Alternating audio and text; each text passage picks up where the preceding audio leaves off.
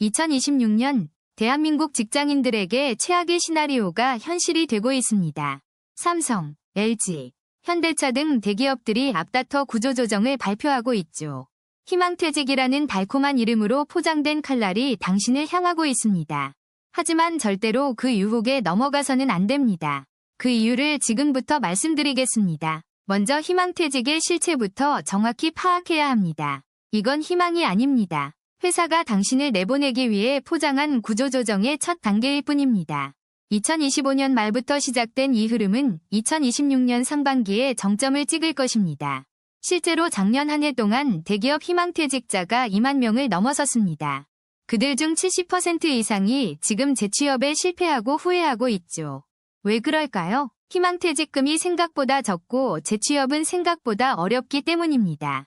평균 퇴직금이 1억 5천만 원 정도라고 하지만 세금 떼면 실수령액은 훨씬 적습니다. 게다가 40대 중반 이상은 재취업 시장에서 사실상 환영받지 못하는 게 현실이죠. 그렇다면 어떻게 해야 할까요? 첫 번째, 절대 먼저 손들지 마세요. 회사가 아무리 좋은 조건을 제시해도 일단 버티는 것이 최선의 전략입니다. 두 번째, 당신의 업무 가치를 지금 당장 재점검하고 문서화하세요. 당신이 없으면 회사가 돌아가지 않는다는 것을 증명할 수 있어야 합니다. 세 번째, 사내 네트워크를 최대한 활용해서 정보를 수집하고 동맹을 만드세요. 구조조정 시기에는 혼자 싸우는 사람이 가장 먼저 타겟이 됩니다. 네 번째, 노동법과 퇴직 관련 법률을 지금 바로 공부하기 시작하세요. 회사가 제시하는 조건이 합법적인지 판단할 수 있는 눈을 가져야 합니다. 다섯 번째, 만약 정말 퇴직을 고려한다면 최소 6개월은 준비 기간을 가지세요. 재취업 시장 조사, 이력서 준비, 네트워킹 모두 시간이 필요한 작업입니다. 여섯 번째, 희망퇴직 1차에는 절대 지원하지 마세요. 조건이 가장 나쁩니다. 회사는 나중으로 갈수록 더 좋은 조건을 제시할 수밖에 없는 구조입니다. 일곱 번째, 당신의 전문성을 지금부터라도 외부에 알릴 방법을 찾으세요. 링크드인, 브런치, 유튜브 등 개인 브랜딩이 생존의 핵심 무기가 됩니다. 여덟 번째, 부업이나 사이드 프로젝트를 지금 당장 시작하는 것도 방법입니다. 회사 밖에서도 돈을 벌 수 있다는 자신감이 협상력을 높여줍니다. 아홉 번째, 가족과 솔직하게 대화하고 최악의 시나리오까지 함께 준비하세요. 혼자 끙끙 앓다가 잘못된 결정을 내리는 경우가 너무나 많습니다. 열 번째, 심리적 안정을 유지하는 것이 가장 중요합니다. 불안은 판단을 흐립니다. 운동, 명상, 취미 활동으로 멘탈을 관리하는 것도 생존 전략의 일부입니다. 기억하세요. 희망퇴직은 희망이 아니라 회사의 비용 절감 수단일 뿐입니다. 당신의 커리어와 인생은 회사의 편의를 위해 희생될 만큼 가볍지 않습니다. 다음 영상에서는 구조조정 대상에서 제외되는 핵심 인재가 되는 법을 알려드리겠습니다. 지금 바로 구독과 좋아요 눌러주시고 알림 설정까지 해두세요. 생존이 달렸습니다. 2026년 구조조정의 폭풍 속에서 함께 살아남아 봅시다. 다음 영상에서 뵙겠습니다. 절대 포기하지 마세요. 당신은 생각보다 훨씬 더 가치 있는 사람입니다. 자, 그럼 이제 본격적으로 구조조정 시그널을 읽는 방법에 대해 알아보겠습니다. 여러분이 다니는 회사에서 이런 신호들이 보이기 시작하면 즉시 대응해야 합니다. 첫 번째 시그널은 바로 경영진의 언어 변화입니다. 갑자기 효율이라는 단어가 자주 등장하죠. 두 번째는 외부 컨설팅 업체가 들어오는 겁니다. 이건 거의 확실한 신호라고 보시면 됩니다. 세 번째는 조직 개편이 반복되는 현상입니다. 반년마다 조직도가 바뀐다면 위험 신호예요. 네 번째는 신규 채용이 중단되고 공석이 그대로 방치되는 상황입니다. 다섯 번째는 복지 예산이 삭감되기 시작하는 겁니다. 작은 것부터 없어지기 시작하죠. 여섯 번째는 성과 평가 기준이 갑자기 까다로워지는 현상입니다. 이건 정말 조심해야 해요. 일곱 번째는 임원진이 자주 바뀌는 겁니다. 특히 재무 담당 임원이 바뀌면 주의하세요. 여덟 번째는 회사 내부 커뮤니케이션이 급격히 줄어드는 현상입니다. 이런 시그널들이 두세 가지 이상 동시에 나타난다면 이미 구조조정은 시작된 겁니다.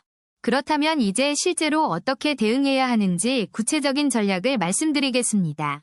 가장 중요한 건 바로 자신의 가치를 객관적으로 증명할 수 있는 데이터를 확보하는 겁니다. 여러분이 회사에 기여한 구체적인 성과를 숫자로 정리해두세요. 매출, 비용 절감, 프로젝트 성공률 등이죠. 두 번째 전략은 핵심 프로젝트에 적극적으로 참여하는 겁니다. 가시성을 높여야 합니다. 세 번째는 사내 네트워크를 강화하는 겁니다. 특히 의사결정권자들과의 관계가 중요해요. 네 번째는 회사가 현재 주력하는 사업 분야의 전문성을 빠르게 습득하는 겁니다. 다섯 번째는 절대 소극적인 태도를 보이지 않는 겁니다. 이 시기에 존재감이 없으면 위험해요. 여섯 번째는 자신의 업무 범위를 확장하는 겁니다. 대체 불가능한 사람이 되어야 합니다. 일곱 번째는 회사의 비전과 방향성에 맞춰 자신을 재포지셔닝하는 겁니다. 여덟 번째는 문서화 작업을 철저히 하는 겁니다. 여러분의 모든 성과를 기록으로 남기세요. 아홉 번째는 상사와의 정기적인 커뮤니케이션을 유지하는 겁니다. 오해가 생기면 안 돼요. 열 번째는 회사 밖에서도 인정받을 수 있는 자격증이나 경력을 쌓는 겁니다. 이제 절대 하지 말아야 할 행동들에 대해서도 명확히 짚고 넘어가겠습니다. 첫째, 소문에 휘둘려서 불안한 모습을 보이면 안 됩니다. 이건 스스로를 약하게 만들어요. 둘째, 동료들과 회사 불평을 공개적으로 하는 행동입니다. 이건 정말 치명적이에요. 셋째, 업무 태만이나 지각 같은 기본적인 실수를 하는 겁니다. 이 시기엔 더 조심해야 해요. 넷째, 새로운 업무나 프로젝트를 거부하는 태도입니다. 이건 스스로 명단에 이름 올리는 거예요. 다섯째, 회사 기밀이나 민감한 정보를 외부에 유출하는 행동입니다. 절대 금물이죠. 여섯째, 퇴사 준비를 너무 티나게 하는 겁니다. 이력서 쓰는 걸 회사에서 들키면 곤란해요. 일곱째, 회사 비용을 불필요하게 사용하는 모습을 보이는 겁니다. 지금은 검소해야 할 때예요. 여덟째, 팀워크를 해치는 행동입니다. 혼자만 살아남으려는 모습은 오히려 역효과를 낳습니다. 이 모든 전략의 핵심은 결국 여러분이 회사에 꼭 필요한 사람이라는 걸 증명하는 겁니다. 하지만 동시에 언제든 떠날 수 있는 준비도 병행해야 한다는 점 잊지 마세요. 다음 파트에서는 실제 희망퇴직 제안을 받았을 때 어떻게 대응해야 하는지 자세히 알려드리겠습니다. 지금까지의 내용을 꼭 기억하시고 실천에 옮기시길 바랍니다. 여러분의 생존이 달린 문제니까요. 구독과 좋아요는 더 많은 분들에게 이 중요한 정보를 전달하는 데 큰 도움이 됩니다. 다음 영상에서 더 구체적이고 실전적인 내용으로 찾아뵙겠습니다. 감사합니다. 자, 이제 본격적으로 구조조정 시기에 어떻게 대응해야 하는지 구체적인 전략을 알려드리겠습니다. 첫 번째 생존 전략은 바로 내부 네트워크를 최대한 활용하는 것입니다. 회사 내에서 당신을 지지해줄 수 있는 사람들과의 관계를 지금 당장 점검해보세요. 특히 의사결정권을 가진 임원진이나 핵심 부서장들과의 관계가 중요합니다. 이들이 당신의 가치를 인정하고 있다면 구조조정 명단에서 제외될 가능성이 높아집니다. 두 번째는 회사에서 절대 없어서는 안 될 사람이 되는 것입니다. 당신만이 할 수 있는 업무, 당신만이 가진 노하우를 명확하게 만들어야 합니다. 예를 들어 특정 시스템의 관리자이거나 핵심 고객과의 관계를 독점하고 있다면 유리합니다. 회사 입장에서 당신을 내보내는 것이 오히려 리스크가 된다는 것을 보여줘야 합니다. 세 번째 전략은 실적을 가시적으로 만드는 것입니다. 당신이 지난 1년간 회사에 기여한 성과를 구체적인 숫자로 정리해두세요. 매출 증대, 비용 절감, 프로젝트 성공 사례 등을 문서화해서 보관하는 것이 중요합니다. 구조조정 대상자를 선정할 때 이런 객관적 데이터가 당신을 보호해줄 수 있습니다. 네 번째는 절대 조용히 있지 말고 적극적으로 존재감을 드러내는 것입니다. 회의에서 건설적인 의견을 제시하고 새로운 프로젝트에 자원해서 참여하세요. 눈에 띄지 않는 직원일수록 구조조정 명단에 오르기 쉽다는 사실을 기억하세요. 다섯 번째 전략은 회사의 미래 방향성에 맞춰 자신을 재포지셔닝하는 것입니다. 회사가 디지털 전환을 추진한다면 관련 역량을 빠르게 습득해서 보여주세요. 새로운 사업 영역이 생긴다면 그쪽으로 이동할 의사를 적극적으로 표현하는 것도 방법입니다. 변화에 적응하지 못하는 직원보다 유연하게 대응하는 직원이 살아남습니다. 여섯 번째는 절대 부정적인 태도를 보이지 않는 것입니다. 회사 정책에 대해 불평불만을 늘어놓거나 동료들과 부정적인 대화를 나누지 마세요. 이런 행동은 당신을 구조조정 1순위 대상으로 만드는 지름길입니다. 일곱 번째 전략은 법적 권리를 정확하게 알고 있는 것입니다. 근로기준법상 부당해고 요건, 정리해고의 4가지 요건을 반드시 숙지하세요. 회사가 법적 절차를 제대로 지키지 않았다면 충분히 대응할 수 있는 근거가 됩니다. 8번째는 희망퇴직 제안을 받았을 때 즉시 결정하지 않는 것입니다.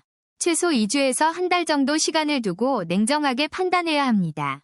회사가 제시하는 조건이 정말 합리적인지, 다른 선택지는 없는지 꼼꼼히 따져보세요. 9번째 전략은 노동조합이나 전문가의 도움을 받는 것입니다. 혼자서 판단하기 어렵다면 노무사나 변호사와 상담해서 객관적인 조언을 들으세요. 특히 퇴직금 계산이나 위로금 협상에서 전문가의 도움이 큰 차이를 만들 수 있습니다. 10번째는 최악의 상황에 대비한 플랜 B를 미리 준비해두는 것입니다.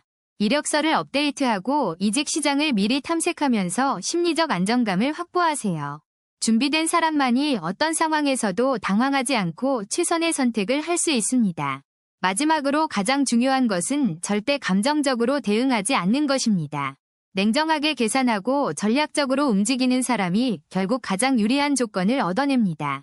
다음 파트에서는 실제 협상 테크닉과 퇴직 후 재기 전략을 자세히 알려드리겠습니다. 지금까지의 내용을 꼭 기억하시고 지금 당장 실천에 옮기시기 바랍니다. 자, 이제 마지막 파트입니다.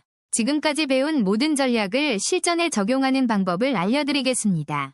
구조조정 시즌이 다가올 때 가장 중요한 건 바로 타이밍입니다. 언제 움직이느냐가 생존을 결정합니다. 첫 번째 실전 전략. 구조조정 징후가 보이면 즉시 내부 네트워크를 점검하세요. 누가 나를 지지하는지 확인해야 합니다. 인사팀, 경영진과 가까운 동료들의 움직임을 주의 깊게 관찰하세요. 그들의 태도 변화가 신호입니다. 두 번째, 자신의 업무 성과를 문서화하는 작업을 지금 당장 시작하세요. 증거가 없으면 아무 소용없습니다. 프로젝트 완료 보고서, 매출 기여도, 고객 만족도 조사 결과 등 모든 것을 정리해두세요. 세 번째, 회사 내에서 대체 불가능한 전문성을 하나 더 만드세요. 지금이라도 늦지 않았습니다. 특정 시스템의 유일한 관리자가 되거나 핵심 고객과의 독점적 관계를 구축하는 것도 방법입니다. 네 번째, 희망퇴직 공고가 나오면 절대 즉시 반응하지 마세요. 최소 2주는 관망하는 게 유리합니다. 초기 지원자들의 조건과 나중 지원자들의 조건이 다를 수 있습니다. 협상 여지를 남겨두세요. 다섯 번째, 노조가 있다면 노조와 긴밀히 소통하세요. 집단의 힘이 개인을 보호할 수 있습니다. 노조가 없다면 신뢰할 수 있는 동료들과 비공식 네트워크를 만들어 정보를 공유하세요. 여섯 번째, 상사와의 1대1 면담을 요청하세요. 내가 어떤 위치에 있는지 직접 확인하는 게 중요합니다. 이때 방어적인 태도보다는 회사에 더 기여하고 싶다는 적극적인 자세를 보여주는 게 효과적입니다. 일곱 번째, 만약 정리해고 대상자 명단에 포함됐다면 즉시 노무사와 상담하세요. 법적 검토가 필수입니다. 부당해고 여부, 보상금 적정성, 협상 가능성 등을 전문가와 함께 판단해야 합니다. 여덟 번째, 퇴직 합의서에 절대 즉석에서 사인하지 마세요. 최소 3일은 검토 시간을 요구하세요. 합의서에는 경쟁 금지 조항, 비밀 유지 조항 등 불리한 내용이 숨어 있을 수 있습니다. 아홉 번째, 만약 남기로 결정했다면 구조조정 이후 조직 문화에 빠르게 적응하세요. 살아남은 사람들은 더 많은 업무를 떠안게 됩니다. 이때 긍정적인 태도가 다음 기회를 만듭니다. 10번째, 구조조정 후 6개월이 가장 중요한 시기입니다. 이 기간에 새로운 가치를 증명해야 합니다. 새로운 프로젝트에 자원하고 공백이 생긴 업무를 적극적으로 메우는 모습을 보여주세요. 그렇다면 정말 떠나야 할 때는 언제일까요? 3가지 신호를 알려드리겠습니다. 첫째, 회사의 핵심 사업이 사양산업으로 전환되고 있다면 미래가 없습니다. 이때는 떠나는 게 맞습니다. 둘째, 2년 연속 승진과 연봉 인상에서 제외됐다면 조직 내 입지가 약해진 겁니다. 셋째, 중요한 프로젝트나 회의에서 지속적으로 배제된다면 이미 조직의 주변부로 밀려난 상태입니다. 이 3가지 중 2개 이상 해당된다면 희망퇴직이 아니라 이직을 준비하는 게 현명합니다. 마지막으로 가장 중요한 조언을 드리겠습니다. 회사는 당신의 전부가 아닙니다. 직장생활 20년, 30년 하면서 한두 번의 위기는 누구에게나 옵니다. 이건 당신의 잘못이 아닙니다. 중요한 건 위기를 어떻게 관리하느냐입니다. 감정적으로 반응하지 말고 전략적으로 대응하세요. 2026년 구조조정 시즌, 여러분은 충분히 살아남을 수 있습니다. 오늘 배운 전략들을 지금 바로 실행하세요. 희망퇴직은 희망이 아닙니다. 여러분의 진짜 희망은 전략적 생존과 성장에 있습니다. 이 영상이 도움이 되셨다면 구독과 좋아요 부탁드립니다. 여러분의 성공적인 커리어를 응원합니다. 다음에는 더 유익한 정보로 찾아뵙겠습니다. 지금까지 함께 해주셔서 감사합니다.